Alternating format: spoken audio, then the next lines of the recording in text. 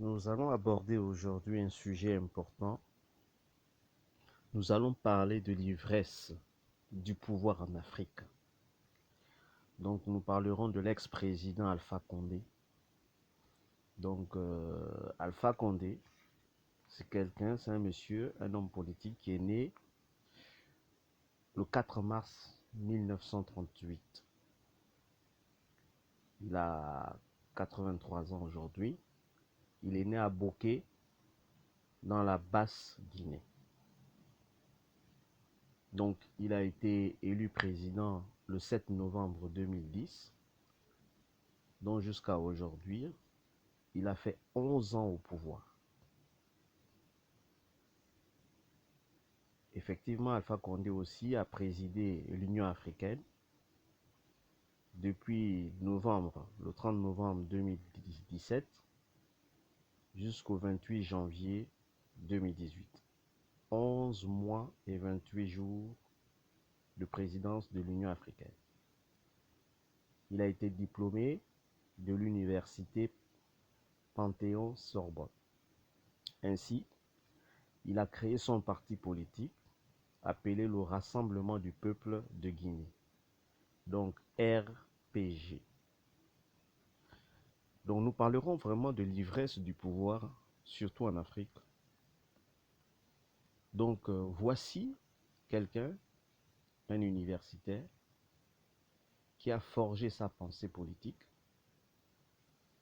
Donc, et voilà, il avait une vision pour son pays. Voici ses dires concernant la Constitution. Il dit: je ne modifierai jamais la Constitution, ce serait trahir ce pourquoi je me suis toujours battu. Comme on venait de dire, c'est un homme politique, effectivement. Alpha Condé a combattu pendant plusieurs années le pouvoir en place. C'est quelqu'un qui a été emprisonné et même condamné à mort par contumace. Et il avait des convictions. Il avait effectivement des convictions parce qu'il promettait de démocratiser son pays. Il promettait de gouverner, donc un gouvernement d'union nationale. Donc à partir de tous les habitants de la Guinée, il devait choisir effectivement les Guinéens pour l'accompagner dans sa volonté de démocratiser son pays. Il a été diplômé d'économie, de droit et de sociologie, vous voyez. Mais Alpha Condé n'a pas été en phase au jour d'aujourd'hui par rapport à ses aspirations d'autrefois. Lui qui disait: je ne modifierai jamais la Constitution, ce serait trahir ce pourquoi je me suis toujours battu. Nous savons ici que la Constitution, c'est quoi? En fait, c'est un ensemble de textes juridiques qui définit en fait les institutions de l'État et organise leurs relations. Donc, une constitution, c'est aussi une loi fondamentale qui fixe l'organisation et le fonctionnement d'un organisme, généralement d'un État ou d'un ensemble d'États. Donc la Constitution protège les droits et les libertés des citoyens contre les abus de pouvoir potentiels des titulaires des pouvoirs, donc les pouvoirs exécutifs, législatifs et judiciaires. Mais nous voyons effectivement par rapport aux déclarations de de l'ex-président Alpha Condé, comme quoi il ne devait pas modifier la Constitution. Il a changé. Il a changé effectivement parce que il a voulu effectivement 18 octobre 2020, changer la constitution pour effectuer un troisième mandat. Et il l'a fait. Il a changé la constitution. Il a changé la constitution effectivement pour faire son troisième mandat. D'où le titre de l'ivresse du pouvoir. Alors que la constitution stipulait que les mandats étaient délimités à 2. Mais il a voulu faire le troisième mandat au détriment, effectivement, de la volonté de son peuple de l'empêcher d'exécuter cela. Donc cela doit dire que la Constitution traduit aussi les aspirations profondes d'un peuple, d'une nation. Vous voyez? L'État ou les institutions doivent garantir, donc ils doivent jouer le rôle pour préserver la volonté de ce peuple-là, de cette nation. C'est ça le rôle de l'État. Alors que la Constitution a été établie, a limité les mandats à 2 mandats, le président s'arroge le droit, effectivement, de changer cela, alors que son peuple n'est pas en phase avec sa volonté d'agir. C'est là où on dit on ne peut pas perdurer au pouvoir sans être en phase avec les aspirations de son peuple. C'est le peuple qui détient le pouvoir. Donc, il faudrait l'écouter pour servir ses aspirations. Sans en écouter, donc le président s'est offert à la verdict populaire. Vous voyez ça? Le peuple a dit non au troisième mandat, mais le président n'a pas pris le temps d'écouter son peuple. Il s'est mis en déphasage avec la volonté de son peuple. Et au regard de son organisation administrative, on se rend compte que l'ex-président Alpha Condé n'était pas tout à fait démocratique dans sa gestion du pouvoir, du fait qu'il avait une vision plus ou moins tribaliste. Donc on se rend compte ici que c'est quoi le tribalisme en fait? Donc c'est ce type d'organisation sociale qui est fondée sur la tribu. Donc c'est-à-dire qu'on va défendre seulement les gens qui font partie de notre tribu, qui font partie de notre ethnie. On va les proposer des postes à responsabilité au détriment de la compétence de tous les Guinéens. Et cela qui a causé aussi la perte de l'ex-président Alpha Condé. Il ne s'est pas soucié de tenir compte de la compétence de tous ses compatriotes. Mais il a ciblé, vous voyez, il a ciblé, il a pioché uniquement parmi les gens de sa tribu, de son ethnie. Et vraiment, lorsqu'on se rend compte de cela, c'est attristant de privilégier uniquement les personnes qui sont de notre propre ethnie au détriment des autres, alors qu'il s'agit ici de gouverner à partir de la compétence de chacun. Vous voyez? Donc il n'a pas tenu compte de cette compétence-là. Et étant malinqué, il a privilégié cette tribu au pouvoir.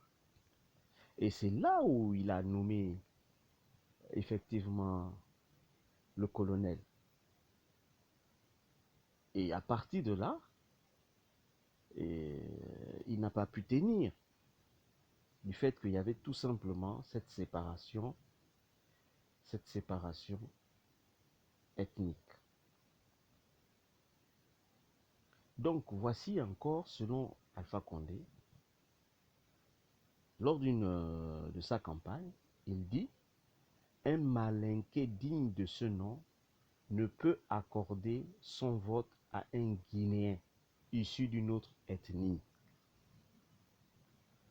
Lorsqu'on voit la répartition des tribus de la Guinée dans le pays, on remarque qu'il y a 4 grandes régions géographiques. Donc la Guinée, il y a la Guinée maritime qui détient 75% des Soussous. Donc il y a la moyenne Guinée, 80% des Peuls et 14% des Malinqués. Il y a la haute Guinée, il y a à peu près 45% des Malinqués. Et aussi au niveau de la Guinée forestière, il y a 35% des Malinqués. Nous savons que les tribus principales en Guinée, donc nous avons les Soussous, nous avons les Peuls et les Malinqués. Comment un démocrate peut-il dire lors d'une campagne qu'un Malinqué, comme le président Alpha Condé Malinqué, il dit un Malinqué digne de ce nom, ne peut accorder son vote effectivement à un autre Guinéen issu d'une autre ethnie. Donc on rentre dans le tribalisme. On sépare les gens à partir de leur ethnie, de leur tribu. Donc il adopte ici une tonalité qui est surtout contraire à la constitution guinéenne. Vous voyez? D'où la constitution dit dans son article 3, effectivement, qu'on ne doit pas évoquer au niveau de l'expression de suffrage ou de la vie démocratique. Donc il est interdit de s'identifier à partir d'une race, d'une ethnie. Mais le président, l'ex-président Alpha Condé, a géré le pays de façon dans une organisation tribaliste. Et il y a eu des frustrations de la part des autres ethnies. Et celui qui l'enlève aujourd'hui au pouvoir, c'est quelqu'un de sa propre ethnie. Parce que les gens qu'on nomme, on se dit qu'ils seront fidèles à nous. Mais ceux qui viennent, ils ont peut-être des convictions personnelles et une vision. Du coup, on peut se détacher lorsqu'on devient assez... lorsqu'on perd le fil de sa vision première. Donc c'est là d'où on voit aussi que, effectivement, à partir d'un certain âge, il faudrait se remettre en question et se dire peut-être qu'il faudrait laisser la place à la nouvelle génération. Au regard de son âge de 83 ans, effectuer un troisième mandat, alors qu'on rentre dans l'âge de on est en pleine sénilité. Vous voyez? Donc la sénilité, c'est quoi? On rentre dans le vieillissement du corps, hein? Et ce vieillissement atteint autant les facultés physiques et psychiques. C'est là où certains disaient que, mais effectivement, le président n'était plus reconnaissable du fait qu'il devenait colérique, autoritaire. Et il n'écoutait plus personne, même ses conseillers. C'est lui qui prenait toutes les décisions. Donc à partir de cet âge-là, on doit se poser des questions. Qu'est-ce qu'il n'aurait pas été mieux de ne pas effectuer ce troisième mandat? Donc à un certain âge, on se doit de se reposer, de quitter le pouvoir pour laisser la place effectivement aux nouvelles générations. Voici quelqu'un qui a donné de l'espoir au regard de son combat, de sa vision. Lui qui a été appelé le petit Mandela de la Guinée. Regardez comment il termine. Vous voyez, il faut rester fidèle à ses convictions. Lorsqu'on dit que je ne modifierai jamais la Constitution, ce serait trahir ce pourquoi je me suis toujours battu. Mais aujourd'hui, on peut dire que l'ex-président Alpha Condé a trahi son combat. Il a modifié la Constitution. Vous voyez? Donc, c'est important de tenir compte de cette vision, de se tenir sur sa vision, de maintenir le cap et de garder effectivement les yeux rivés vers l'objectif. Vous voyez, le petit Mandela, aujourd'hui, de la Guinée, est sorti du cadre. Il a raté sa sortie. Donc son combat a été entaché par cette volonté, cette ivresse du pouvoir, effectivement, de vouloir s'éterniser alors que le moment était propice pour lui de laisser la place à un autre.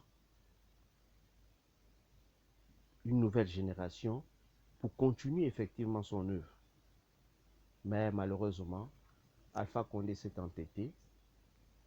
Il a trahi ses convictions et c'est ainsi qu'il a perdu le pouvoir. C'est une leçon à retenir. Le pouvoir a une fin.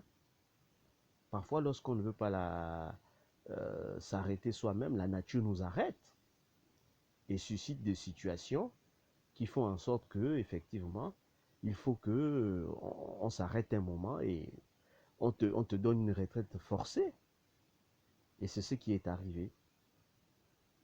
Malheureusement, l'ex-président Alpha Condé a perdu le pouvoir. Donc, c'était ce petit éclaircissement que je tenais à apporter. Et je vous remercie pour votre compréhension et je vous dis à très bientôt.